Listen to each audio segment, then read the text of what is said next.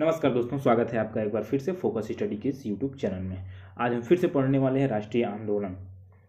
राष्ट्रीय आंदोलन के कुल 50 क्वेश्चन हमने पहले पार्ट में पढ़ रखा है, उसका ये दूसरा पार्ट है और कुल राष्ट्रीय आंदोलन से संबंधित 4 पार्ट बनेंगे और चारों पार्ट में आपको कुल 200 प्लस क्वेश्चन मिलेंगे। राष्ट्रीय आंदोलन सब कुछ पढ़ने के लिए रह नहीं जाएगा अलग से। जितने भी क्वेश्चन है मोस्ट इंपॉर्टेंट सब क्वेश्चन हमने वन लाइनर के रूप में ले रखे हैं। हमारे चैनल पर आपको अधिकांशतः वन लाइनर ही मिलते हैं, हर टॉपिक से आपको प्रॉपर एक वीडियो वन लाइनर मिलेगा। तो चलिए शुरू करते हैं।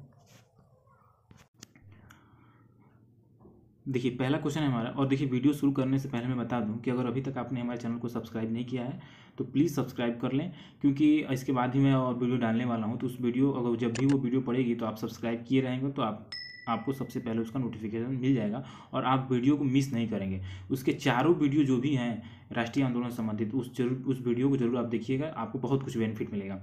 तो चलिए शुरू करते हैं। देखिए पहला क्वेश्चन है हमारा कि जनरल डायर की हत्या किसने की। जनरल डायर की हत्या किसने की? तो उधम सिंह ने जनरल डायर की हत्या की थी। अगला क्वेश्चन है भारतीय कम्युनिस्ट पार्टी की स्थापना कब हुई। भारतीय कम्युनिस्ट पार्टी की स्थापना कब हुई? तो सन 1981 में भारतीय कम्युनिस्ट पार्टी की स्थापना हुई थी। दांडी यात्रा में गांधी जी ने कितनी दूरी तय करके नमक कानून का विरोध किया था। दांडी यात्रा में गांधी जी ने कितनी दूरी तय करके नमक कानून का विरोध किया था? तो कुल 385 किलोमीटर चलकर नमक कानून का विरोध उन्होंने किया था। अगला है जालियांवाला बाग हत्याकांड के समय भारत का वायसराय कौन था। जालियांवाला बाग कांड के समय भारत का वायसराय कौन था? तो लॉर्ड चेम्सफोर्ड थे।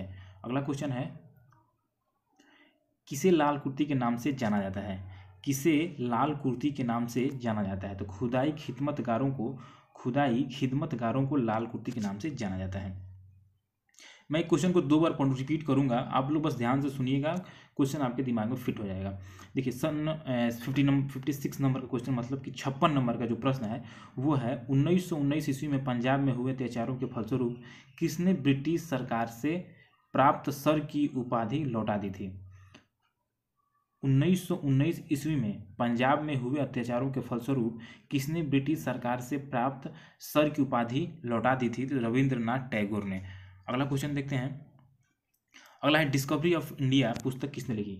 डिस्कवरी ऑफ इंडिया पुस्तक किसने लिखी? तो जवाहरलाल नेहरू ने डिस्कवरी ऑफ इंडिया पुस्तक लिखी थी। अगला क्वेश्चन है स्वराज पार्टी की स्थापना कहाँ की गई।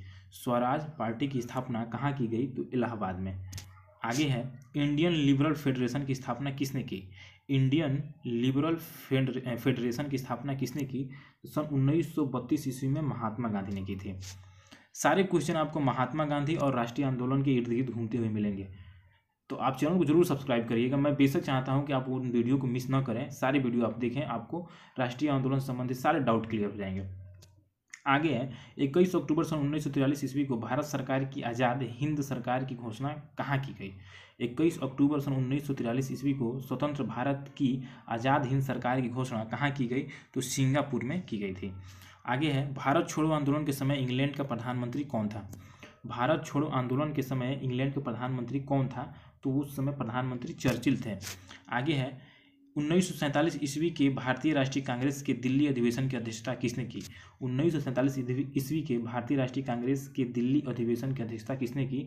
डॉक्टर राजेंद्र प्रसाद जी ने की थी। आगे भारतीय राष्ट्रीय कांग्रेस का सन 1938 ईस्वी का अधिवेशन कहाँ हुआ। भारतीय राष्ट्रीय कांग्रेस का सन 1938 ईस्वी का अधिवेशन कहाँ हुआ? तो हरिपुरा में अधिवेशन हुआ था। आगे है सन 1927 ईस्वी की बटलर कमेटी का उद्देश्य क्या था। 1927 ईस्वी की बटलर कमेटी का उद्देश्य क्या था?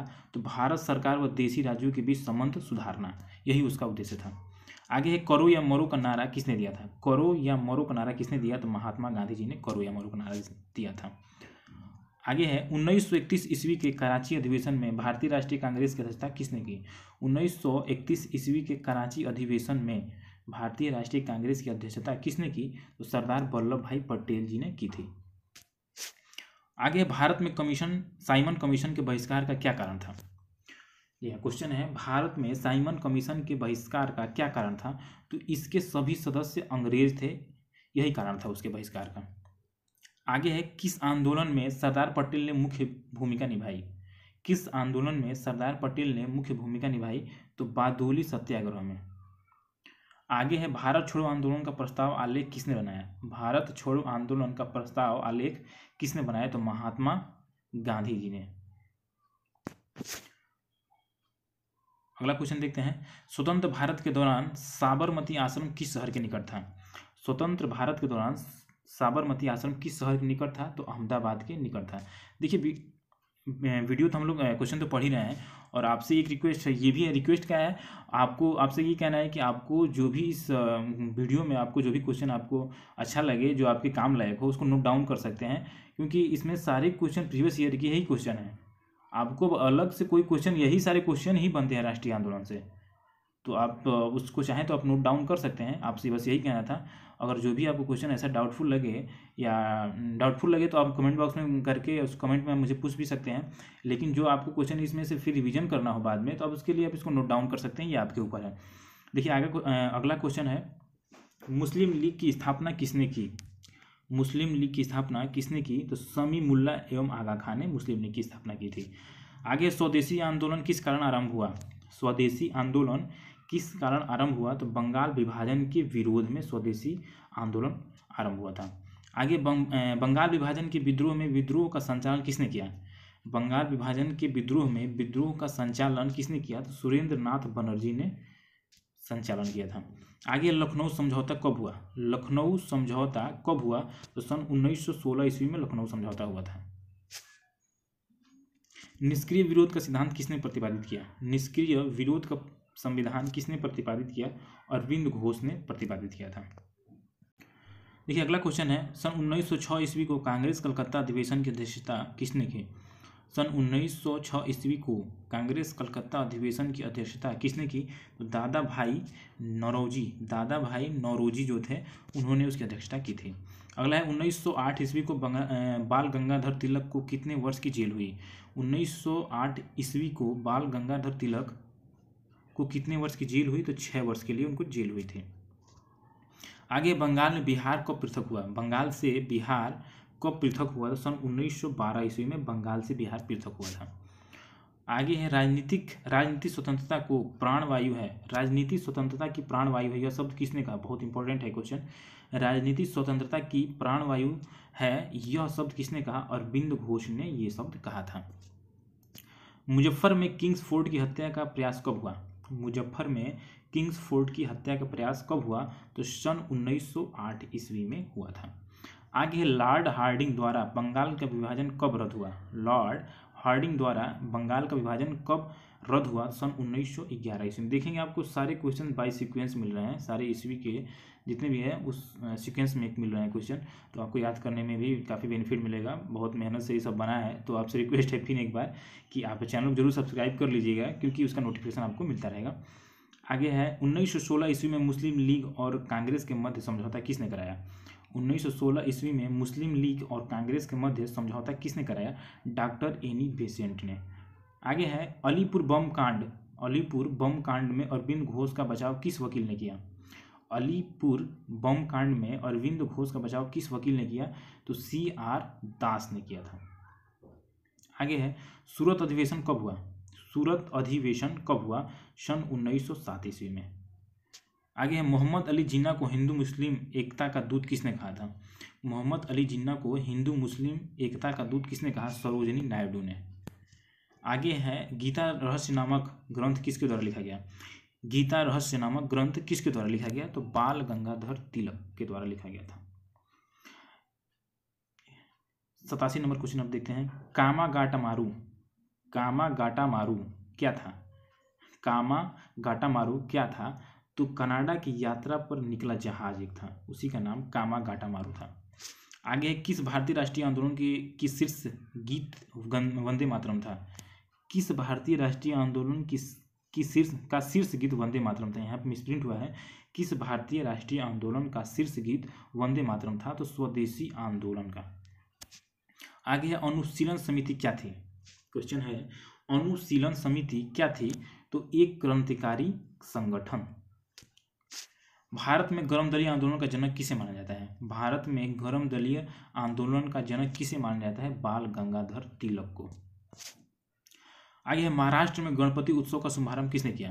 महाराष्ट्र में गणपति उत्सव का शुभारंभ किसने किया? बाल गंगाधर तिलक ने। उसके बाद पंजाब केसरी किसे कहा जाता है? पंजाब केसरी किसे कहा जाता है? लाला लाजपत राय को।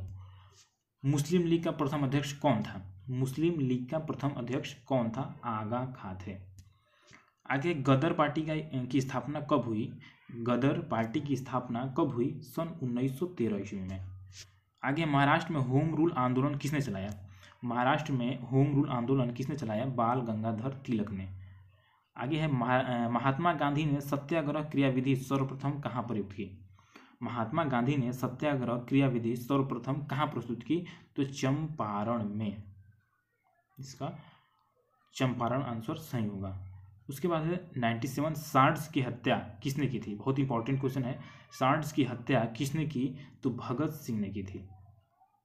आगे किस वर्ष मुस्लिम लीग ने एक पृथक राष्ट्र का संकल्प दिया? किस वर्ष मुस्लिम लीग ने एक पृथक राष्ट्र का संकल्प दिया? सन 1904 ईस्वी में।